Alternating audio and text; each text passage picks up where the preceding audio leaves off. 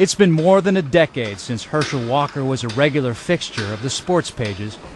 His brilliant athletic career ended quietly and is now filed away with the legends of sport. But Herschel Walker, at age 46, is back in the public eye and about to make headlines once again. God don't really care about me scoring touchdowns. God don't care about football. I want to help people. The revelation is this. For all his life, Walker says he has suffered from dissociative identity disorder, or DID, a rare and controversial mental illness once called multiple personality disorder. I had it the whole time. I just didn't know what it was. I just didn't know how to cope with it. There goes Herschel! There goes Herschel! That young man you saw racing down the sidelines for the Georgia Bulldogs in the early 1980s, He's running over people! or flattening would-be tacklers on the road to a national championship, the one who set world records in track and field, Herschel Walker! the one who won the Heisman Trophy.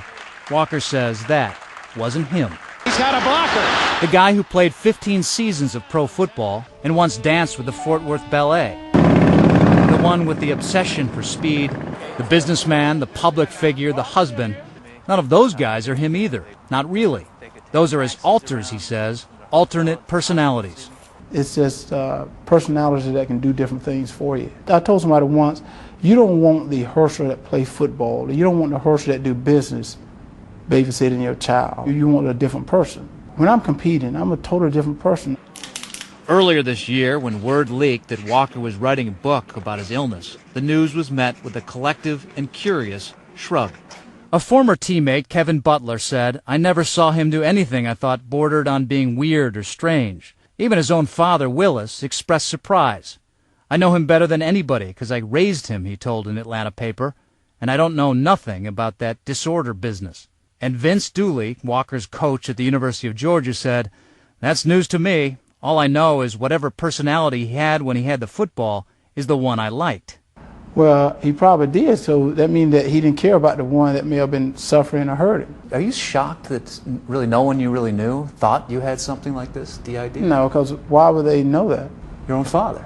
Right, You never really noticed this at all. right. When would they ever see it? You got to remember this, it's a coping mechanism. All of which has left Walker in the rather awkward position of having to convince skeptical friends, family, and the public that he really is mentally ill. Even he didn't buy it at first. And like today, sometimes I may tell myself, Herschel, that's a bunch of crap. That's not real. But then I said that maybe an altar just trying to fool me. And say, Herschel, that ain't right. Are you serious? You Oh, think no, it's an I'm alter? being very serious because that's what happens with a person that's like that.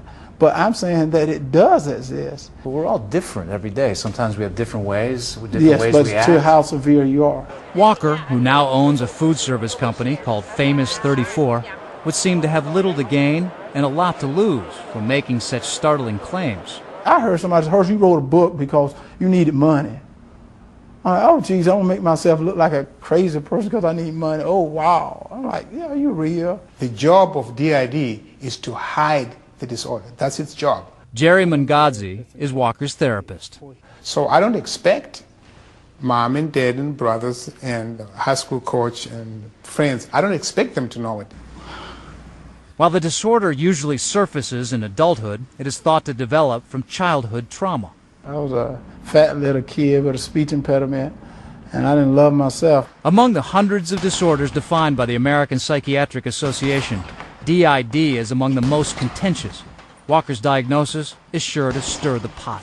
I think one of the problems we have in our society is that Hollywood brought us our definition of DID. And everybody thinks that DID should look like that. In 1976, Sally Field introduced America to Sybil Dorsett, a traumatized young woman fractured into more than a dozen personalities, little girls, boys, a grandmother. You're gonna hook me! You're gonna hook me! The movie won 4 Emmys, but was widely panned by mental health experts as over-the-top and misleading, and misconceptions about the disorder linger to this day. And that's one of Herschel's missions, is that I want to make sure people know that you don't have to be a SIBO to be DID. These alters are not just developed to carry trauma. They're also developed to help a person adapt to life and function. And for most of Walker's life, he says that's just what they did. The warrior altar handled football and the pain that comes with it. The hero took over in public. The sentry kept friends and family at a distance. It's not something people do consciously. Once he switched to that part of him, there's a thing we call amnesia that separates that part of the brain from the other part of the brain. Mangazi says he met one of Walker's alters who actually appeared to be of a different race. I remember noticing that he put his fingers in his hair exactly the way a white person would. What do you mean? So, You know, normally you would never do this, and no, I I would? would never do that. Do you think DID pushed you into being more successful? I don't know, but that's the reason I glorify DID if it did, because that's something good. One thing I say is there's good and bad. I'm not just saying everything is great at DID. So what's really negative about having DID? Oh, there's a lot of things negative. In the beginning, it was just very strange behavior. Cindy Grossman was Walker's college sweetheart. They married in 1983. And for 16 years, she says, she saw no signs of mental illness. He had the ability to hide that because I think all the alters inside were focused on football. But when his career ended and the competition was gone, Cindy says Walker's subconscious coping system went haywire. I began to see the alters. You saw alters. I saw alters. I saw voice changes. Is there any way you can tell me the difference in his voice from one alter to another? Raspy. He would say things like he didn't know who I was.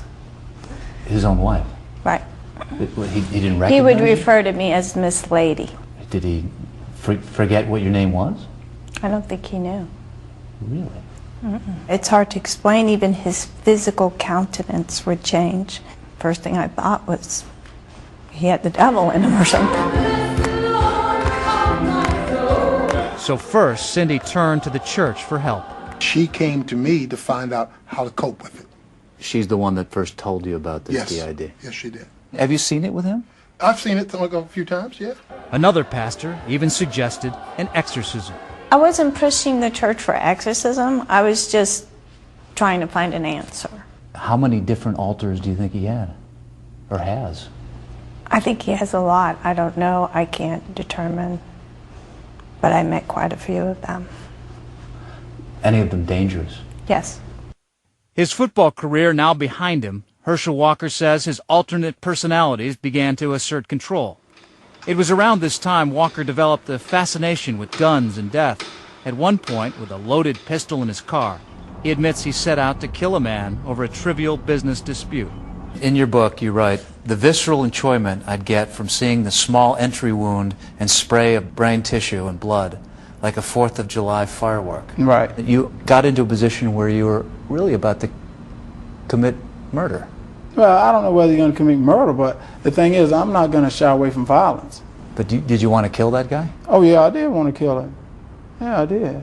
He tells the story that he was on the edge of wanting to kill someone. Oh, yeah.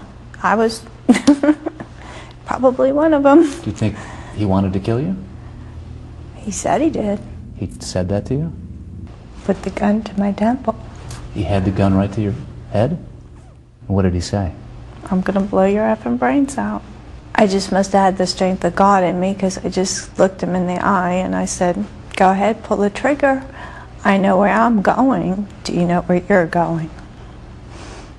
I mean, is this a fight amongst husband and wife? No. And do you think that was a completely different person? Mm-hmm. Different voice? Yeah. I mean, there was somebody there that was evil. Walker doesn't deny he threatened his wife, but claims to have no memory of it. Do you not remember something like that because you think that was another alter, or do you want to get out of having to talk about it? No. If I can, I'm talking about everything else. If I can remember, I'd talk about it. He says he doesn't remember a lot of the details of these. He may not, but I certainly do. A lot of the things that happened there that she may remember, he doesn't remember, because those were the things that were being done by these alters, which was so unlike him. During one session with Walker and his wife, Mangazi says a rageful alter emerged and threatened to kill everyone in the room. The eyes changed. Those eyes that came out there didn't care anything about me. And when he says, I'm going to kill you, I believed it. He said to you, he wants to kill you? Yeah. That's not Hershel, though. That's what I'm trying to tell you. That was this raging one who could do that. Eventually, Walker took out his anger by punching a hole in the door, and another altar emerged, this one a young boy. Who was in terrible pain because the hand was broken. I don't remember that one, but You don't remember that at all? No, I don't remember that, but I probably did it. They said you broke your hand. Yeah, I probably broke my hand a lot. Is part of this to kind of blame that kind of activity, that kind of feelings? No, you got to take responsibility for it. Walker later called his wife for a ride home from the hospital. And he said, Hershel's hungry. Do you know what he likes to eat? I need to get him something to eat. I said, well, I know he likes wings. So he didn't know what kind of food he ate, who he was, changed his name? No, he was a changed different your name? person. Do you think there's any possibility that he just wants to use this to explain away some of these things that he went through and what he did? No. There are a lot of doctors that look at this and say, we don't think this really exists, this DID. That makes me kind of angry.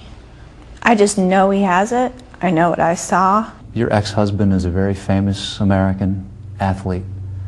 Why did you take so long to publicly tell about what you went through with him? Because I protected him. I think I did what the Lord wanted me to do. And I have no regrets. It would be different if there wasn't a reason for the behavior. But when there's a reason, then you have to have compassion.